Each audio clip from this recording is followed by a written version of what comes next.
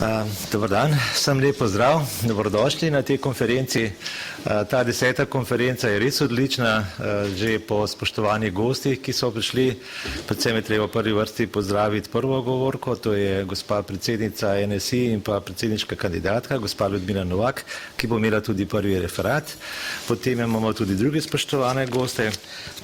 Pred nami je tudi vodja vladne delovne skupine za strategijo dolgožive družbe in tudi njo lepo pozdravljamo gospod Mijo Pukl. Imamo tudi vrsto drugih specialnih gostov, ki danes pridajo, pa nimam časa vseh omenjati, tako da ne zamerite, ker smo že malce pozni, kot po običaju, malce akademska, sicer ni čisto akademska četrt. In kar prosim, če lahko nastopite. Hvala lepa.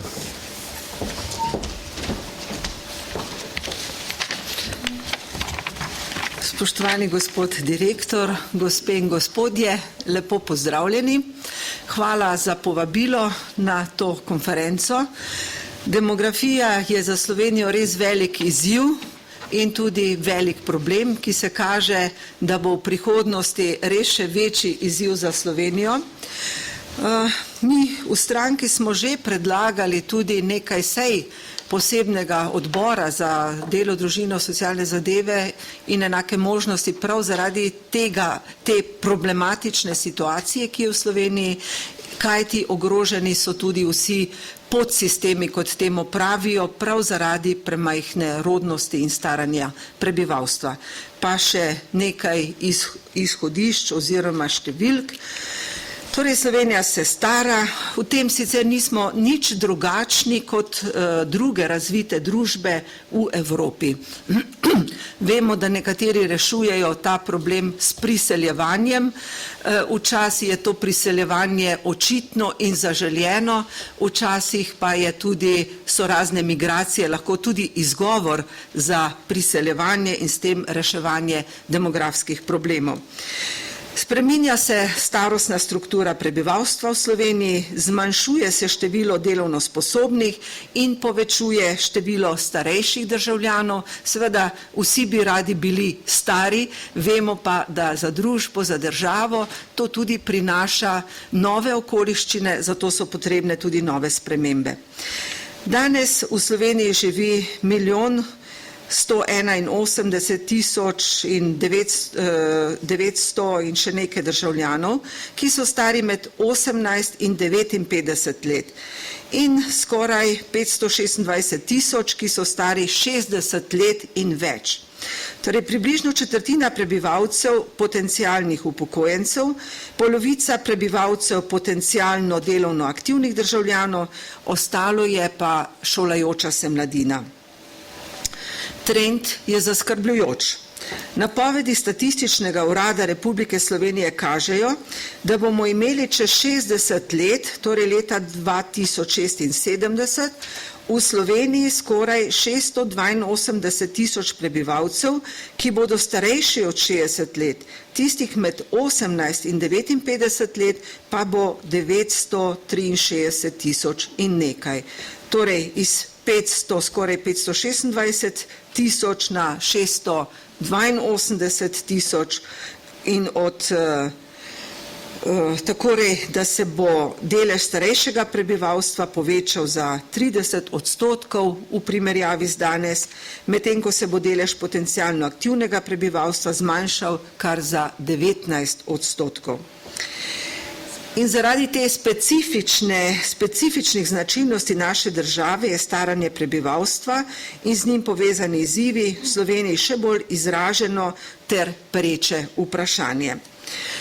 Naši podsistemi, družbeni podsistemi, kot so pokojninski in zdravstveni sistem, takšnih ravnovesij ne morejo vzdržati. Aktualna politika, ne vem, če se v dovolj veliki meri zaveda tega problema, oziroma ponavadi vlade delajo bolj kozmetične popravke, kot pa resnične strukturne reforme, ki bi dolgoročno prinesle pozitivne rezultate. Tako kot priporoča OECD in Evropska unija, tudi jaz trdim, da moramo nemudoma še posebej sedaj v času relativne blaginje, pričeti s ključnimi reformami, pokojninska, zdravstvena, reforma trga dela in tudi boljša družinska politika. Potrebno je omiliti pritiske na izdatke pokojninske blagajne. Na eni strani staranje prebivalstva, na drugi strani pa nizka rodnost. Slovenski pokojninski sistem je eden od najmanj vzdržnih v Evropi. Razmerje med zavarovanci in upokojenci je danes približno 1,37 zavarovanca na enega upokojenca, leta 2060 pa naj bi število upokojencev že preseglo število zavarovancev. In glede na to, da vsi vemo, kakšen pokojninski sistem imamo, da tisti, ki smo sedaj zaposleni, vplačujemo pokojninsko blagajno in ta denar gre takoj naprej za pokojnine, kar so aktualni upokojenci vplačevali, so že prejšnje generacije porabile in ker je vedno manj zaposlenih in vedno več upokojencev, bo prihajalo še do večjih neravnovesij, še posebej pa tudi zaradi tega, ker vemo, da veliko mladih ne vplačuje pokojninske blagajne ali pa manj, delajo prekarno, nimajo te možnosti in tudi ta pokojninski sistem aktualni ni tako privlačen za mlade generacije, ker dvomijo, ali bodo sploh postali tudi oni koristniki pokojnin, ali bodo pokojnine za njih še ostale. Zato seveda mi v naši stranki smo že predlagali neko reformo, zdaj ne želim delati reklame za stranko, ampak v tem smislu, da bi bil ta sistem bolj tudi privlačen za mlade generacije, da bodo bolj motivirane vplačevati v pokojninski sistem. No in vsi vemo, da tudi zdravstveni sistem poka po šivih, čeprav je načeloma denarja za zdravstvo dovolj oziroma ga vedno znova moramo dodajati, pa vemo, da se čakalne vrste podaljšujejo, tudi zaradi staranja prebivalstva, kajti s tem se tudi potrebe po zdravstveni oskrbi vedno povečujejo. In zaradi tega denarja ni nikoli dovolj, vse inštitucije imajo primanjkljaje in moramo dodatno dodajati denar. O korupciji v zdravstvu pa tokrat ne bi govorile, vemo pa poznamo ta problem. Potem moramo opozoriti tudi na popolnoma neurejeno področje dolgotrajne oskrbe. Potreba ljudi po dolgotrajni oskrbi je v porastu, pa vendar v Sloveniji še vedno nimamo enotnega zakona, ta je zdaj v javni obravnavi, kolikor mi je znano, torej, ki bi urejal zavarovanje in pravice iz naslova dolgotrajne oskrbe. Trg dela se po obdobju gospodarske krize in visoke brezposelnosti danes srečuje z ravno nasprotno težavo. Pomanjkanje primerno usposobljene delovne sile. Ta težava bo v prihodnosti, kakor napovedujejo pristojne inštitucije, tudi omejevala gospodarsko rast. Vemo, da imamo v Sloveniji dokaj dobro usposobljeno mladino, delovno silo, zaradi tega tudi večkrat investitorji prihajajo v Slovenijo, vendar imamo velike strukturne težave, kar se tiče izobrazbe in pa najbolje usposobljena mladina z novimi, svežimi znanji in kompetencami odhaja v tujino, ker je tam pač bolje plačana velikokrat ali pa ker pri nas ne dobi zaposlitve. Po drugi strani pa vemo, da imamo v Sloveniji že veliko emigrantov, torej delavcev s takimi znanji, ki jih v Sloveniji potrebujemo, pa ne dobimo doma dovolj usposobljenih ljudi za to oziroma ne želijo opravljati določenih del. Torej mi že imamo emigrantsko politiko, če tako rečemo, zaradi pomanjkanja delovne sile na določenih področjih. Ko obiskujem številna podjetja, pa vedno znova gospodarstveniki pravijo, da pa nimajo primerne delovne sile za njihovo delo, recimo veliko del že opravljajo razni roboti, računalniki, ampak tudi Zato morajo imeti usposobljene ljudi, ki lahko s temi stroji, zahtevnimi stroji upravljajo. Zato je še kako pomembno tudi davčna politika, politika prispevkov in davkov strani države, ki bi motivirala mlade, da ostanejo v Sloveniji, da je njihova neto plača primerljiva s tistimi v sosednjih državah, kamor tako radi odhajajo. Pa seveda tudi na področju šolstva bi morali nenehno spreminjamo, ampak morda ne dovolj prilagajamo našega šolskega sistema potrebe po določenih poklicih, tako kot zahteva čas, kot zahteva gospodarstvo.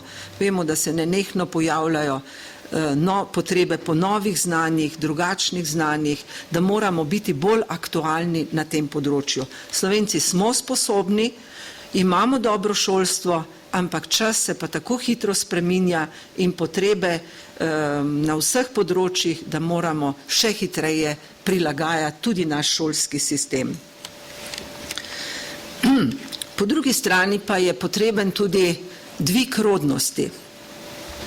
Seveda to težko umetno sprožimo, je pa tudi odnos do tega v družbi izredno pomemben. Gotovo se spomnimo, kaj je nekoč rekel kardinal Rode mladim, da ljubezen do domovine se začne v posteli, tako lepo milo rečeno. Torej ni samo odvisno, koliko imamo otrok od tega, kako stojimo, kakšne naše premoženje, koliko zaslužimo, seveda tudi ti faktori so zelo pomembni, ampak tudi odnos do življenja, pripravljenost sprejeti več življenj in tako naprej. Zakaj to govorim? Po drugi svetovni vojni se je v Sloveniji vsako leto v povprečju rodilo okrog 30 000 otrok, kar je bila številka, ki je omogočala ohranjanje števila prebivalstva. V 90-ih letih so se generacije zmanjšale na okoli 20 000 otrok na leto, najslabše pa je bilo stanje v letih od 1998 do 2004, ko se je rodilo le okoli 17 000 otrok letno. Danes je število otrok malo nad 20 000 letno, kar je pa še vedno premalo.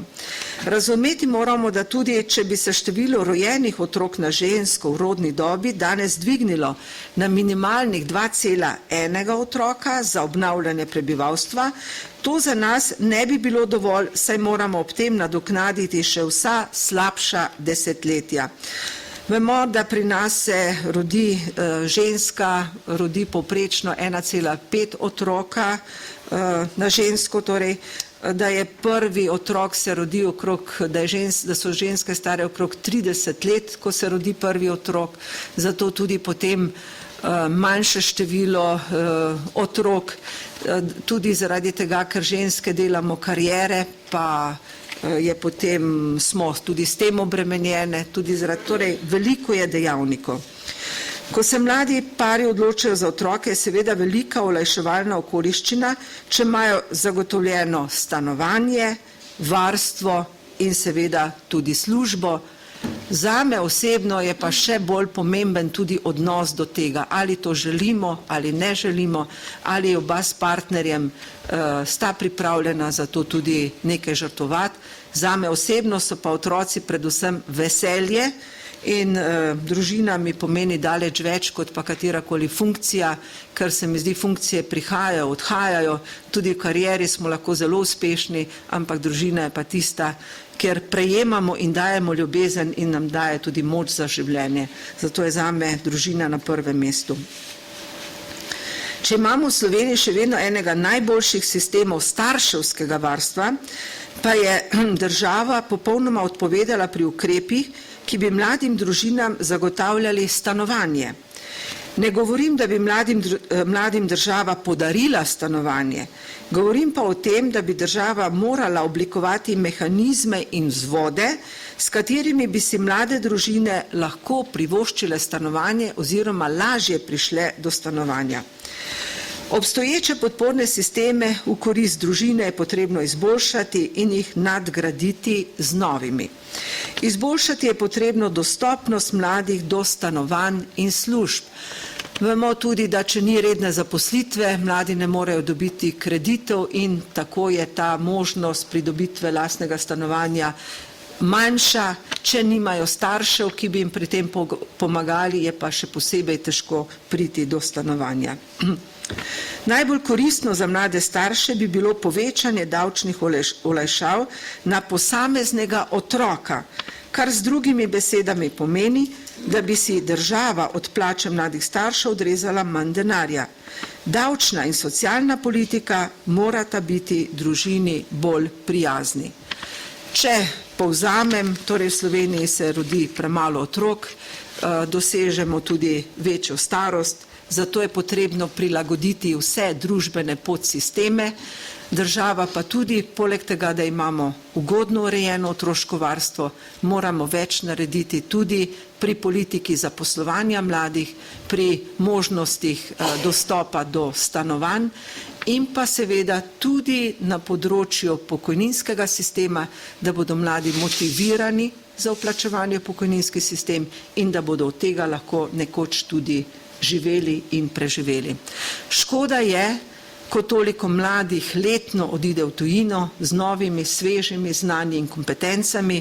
Jaz to srečujem vsak dan na vsakem koraku, ko me obdajajo mnogi mladi ljudje in vem, kako hitro se znajdejo na telefonu, računalnikih, pri iskanju podatkih, pri ne vem čem, kar pač mi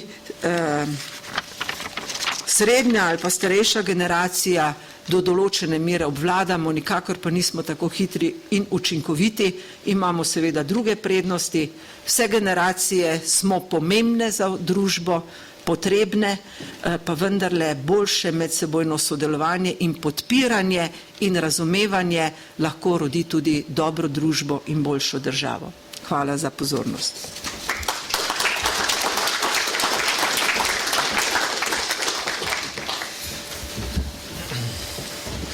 Hvala lepa, gospe predsednici. Kakšno kratko vprašanje? Prosim. Jaz bi rad ovako vprašal, glede na to, da smo se enkrat na parlamentarni seji 3 odborov skupaj srečali in dejansko so stranke, ki so tem mandatom oblasti bojkotirali tisto sejo. Zdaj, vaša stranka jo je na nek način inicirala. Ampak moje vprašanje je, kako doseči v Sloveniji, da bi se pri tako elementarni stvari, kot je demografsko obnavljanje, konec koncev tudi dolgoročni razvoj, ki je, mislim, res eden od najpomembnejših temeljev vsake družbe, da bi se doseglo soglasje, da se tega vprašanja ne bi politiziralo, bodi si zdaj s vprašanji splava ali, ne vem, z odkrit, mislim, da ne bom drugih primerov, ki so precej znani, navajal. Mislim, kaj bi bilo treba v politiki narediti, da bi to dosegli? Ja, hvala za vaše vprašanje. Res je, mi smo dali pobudo za sejo, takrat so jo prekinili, češ da je preveč odborov in tako naprej. Sejo smo nadaljevali po 2 mesecih, kar seveda je tudi bilo nasprotju s poslovnikom Državnega zbora. Vem, da je prišlo do tega tudi zaradi tega, ker se je vlada pač nekako izmikala ali pa prelagala, tukaj je zraven nekdanja državna sekretarka in je tudi na tem področju delala. Vem tudi zaradi tega, ker bi že zdavnaj moral biti pripravljen zakon o dolgotrajni oskrbi, pa takrat ni bilo še nobenega osnutka. Zdaj je vlada, potem je pridobila nekaj časa, potem so objavili tudi strategijo dolgožive družbe. Skratka, ko so imeli že nekaj narejeno, potem so pa sklicali tudi sestanek Državnega zbora. To je resna tematika, to so resni problemi, temami, o katerih moramo ne samo v državnem zboru, v družbi nasploh tudi resno razpravljati in iskati rešitve. Seveda je tudi problematika splava, število splavov, hvala Bogu, se v Sloveniji zmanjšuje, tudi imam nekje podatke o tem. Nažalost se ta tema izrablja ali pa zlorablja za politične namene. Sama menim, da vsak človek ima pravico odločati o številu otrok, kar nam zagotavlja ustava, tudi mene nihče prisilil, da moram imeti 3 otroke, vendar je tudi vest nad ustavo. Zame je pač življenje se začne ob spočetju, do naravne smrti, sem proti evtanaziji, nekateri pa pač menijo drugače, jaz nikogar ne obsojam, vsak ima svojo vest, ki mu o tem govori. Vsekakor pa moramo bolj delati za kulturo življenja, ne jemati splav kot velik civilizacijski dosežek. Žal je pač to en način reševanja neželenih rojstev, ne sme pa biti to zdaj nek velik dosežek, ki ga propagiramo, ker to ni.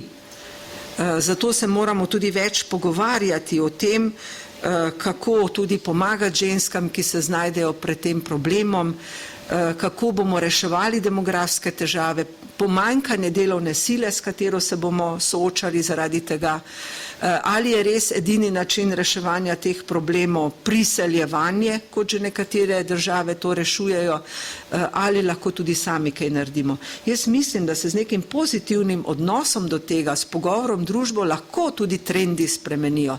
Glejte, en banalni primer. Pred leti sem bila v kuharski šoli v Radovljici.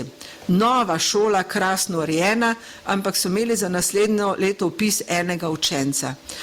Zdaj imamo na televiziji kar nekaj takih kuharskih oddaj, ne? In naenkrat je kuharstvo postalo sila moderno in popularno, ker se je tudi odnos do tega spremenil. In jaz mislim, da z nekim pozitivnim odnosom tudi do rojstev, do otrok, da to ni mučenje pa napor, ampak je to nekaj lepega, se lahko odnos spremeni.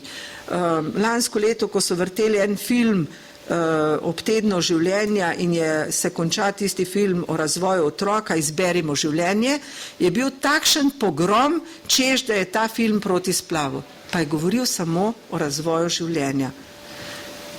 Torej, ali bomo dopustili to negativno, ali bomo pa več naredili za to, da bomo se zavedali, da če hočemo kot narod obstati in če hočemo, da bo pač to slovenski narod, da moramo tudi sami nekaj za to narediti. In za to je odgovoren vsak posameznik. Ne vem, če sem vam dovolj odgovorila.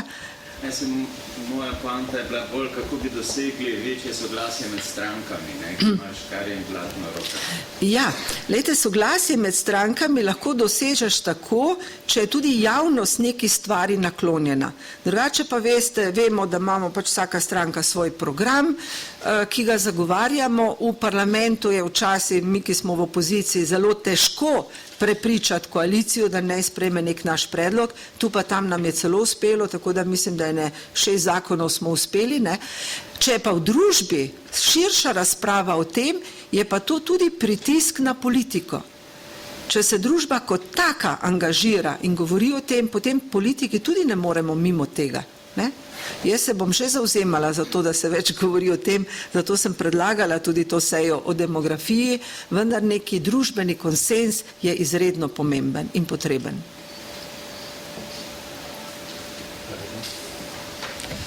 Hvala lepa.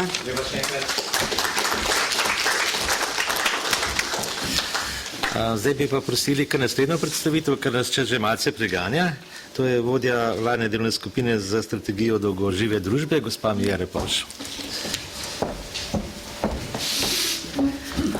Prav lep pozdrav vsem. Jaz bi se seveda najprej zahvalila za povabilo na to konferenco. Drugo bi se seveda zahvalila tudi za sodelovanje pri našem delu, pri pripravljanju vsebine strategije dolgožive družbe, ki smo jo pač pripravili in tudi pripeljali na sprejem na vladi v mesecu juliju.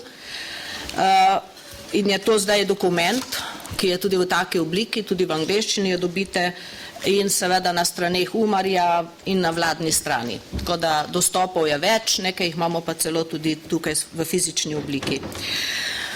Jaz moram reči, da sem vesela, da smo to uspeli pripraviti, ker menim, da je glede na situacijo in na aktualnost dogodka, stanja, kakršni smo v družbi, glede, rekla, vseh teh razmerij med generacijami, sedanjih in še bodočih, to že vsi veste, da ne ponavljam, ne številk, ne ostalega, da je to velik izziv. Vendar, ves čas se medicinska znanost in njej podobne znanosti prizadevajo za podaljševanje življenja, ustvarjajo pogoje za to in seveda tudi ostale. Vsak živ človek si pa želi čim dlje živeti. In jaz tukaj ne vidim problema, jaz vidim kvečjemu izziv, to je izziv družbe, da se prilagodi vsem tem novim razmerjem, ampak pravočasno.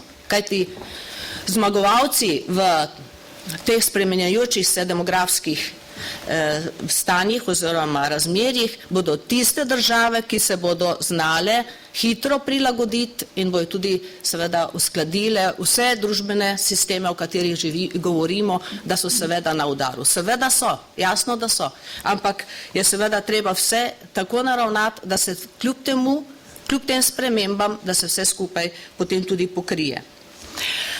Mi smo veliko pozornosti posvetili tudi vprašanjem razvoja tehnologije, ker je, če vzamemo organizacijo, se pravi delovno sredino, je v delovni sredini najbolj pomembno to, da imamo trikotnik, kjer seveda figurirajo 3 komponente, to je tehnologija, organizacija in pa seveda kadrovska struktura. In zato smo tudi zaprosili za razgovor na Inštitutu Jožef Štefan, da smo se o tem pogovarjali. Torej, kaj nas je zanimalo? V katero smer bo šla tehnologija, ki seveda v zadnjem času galopira, kot bi se temu rekli, je hitrost neverjetna in še očitno večja bo, tako da mi, ko smo starejši, že težko na nekaterih področjih, tistih nujnih, ki bi jih morali seveda zapopasti, to sledimo, mladi seveda mnogo bolje, ampak tudi vi boste prišli v čas, ko bo čedalje težje. Torej, bistveno je, da vemo, kaj se bo s tehnologijo dogajalo, ampak enoznačnega odgovora nismo dobili, ali bo delavcev, se pravi akterjev dela dovolj, premalo ali preveč. Vemo edino to, da je seveda, da se bo porušila sedanja struktura poklicev, ker bojo nekateri propadli, ker ne bojo več potrebni, pojavljajo se novi. Ampak zavedati se moramo kot družba, da je ta kolesje se čedalje hitreje vrti, kar pa pomeni, in to me posebej skrbi, da bi moral biti izobraževalni sistem na okopih in samo čakati na vse spremembe in jih takoj domisliti in upeljati v svoje programe, v spremembe in ustvarjanje novih. To je, mislim, da izjemno velik problem. No, kar se vlade tiče, jaz sem vodila to delovno skupino, pripravili smo strategijo dolgožive družbe, šli smo do usmeritev na posameznih področjih, ker dlje seveda si kot skupina nismo smeli privoščiti, ker bi potem seveda šli na področje pristojnosti posameznih ministrstev.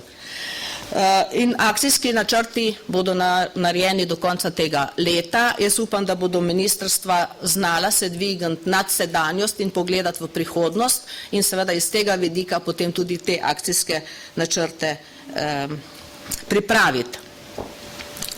Po sklepu vlade je tudi v načrtu ustanovitev medgeneracijskega sveta, ki bi seveda še naprej vodil to akcijo in tudi nadzoroval izpeljavo, izvajanje usmeritev in akcijskih načrtov. Zdaj, problem je seveda v tem, da bi morala biti to družbena akcija, pa težko prideš celo v časopise, v medije, da bi te vidike pomembnosti sprememb v demografski strukturi, da bi to predstavil.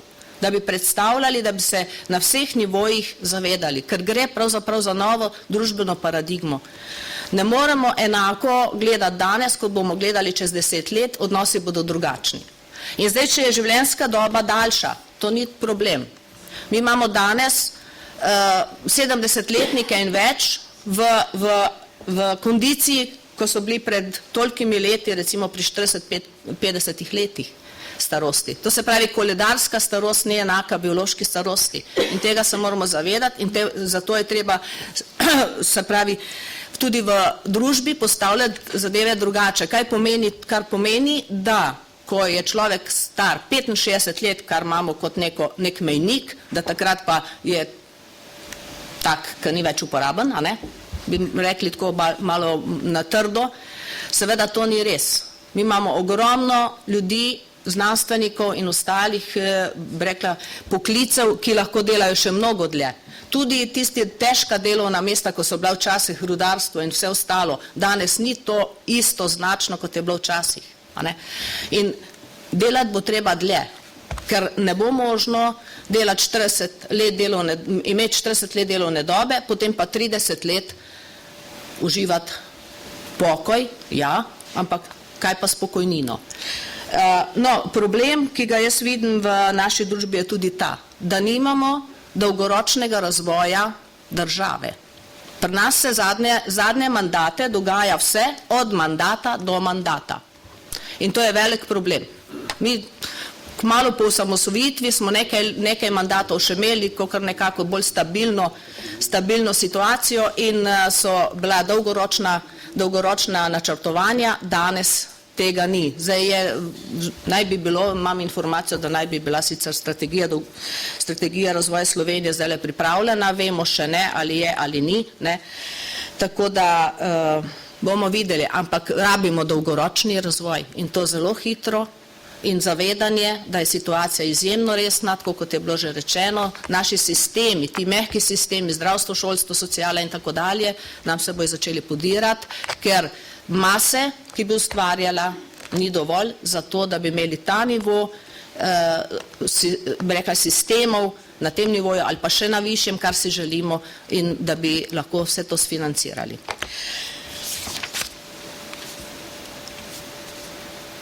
Ampak vsaka generacija, jaz sem optimistka in to nepopravljiva, zato pravim, vsaka generacija v zgodovini je našla izhod iz tiste situacije, v kateri je bila. Tudi ta, še zlasti mlada, bo našla izhod. Hvala vam lepa.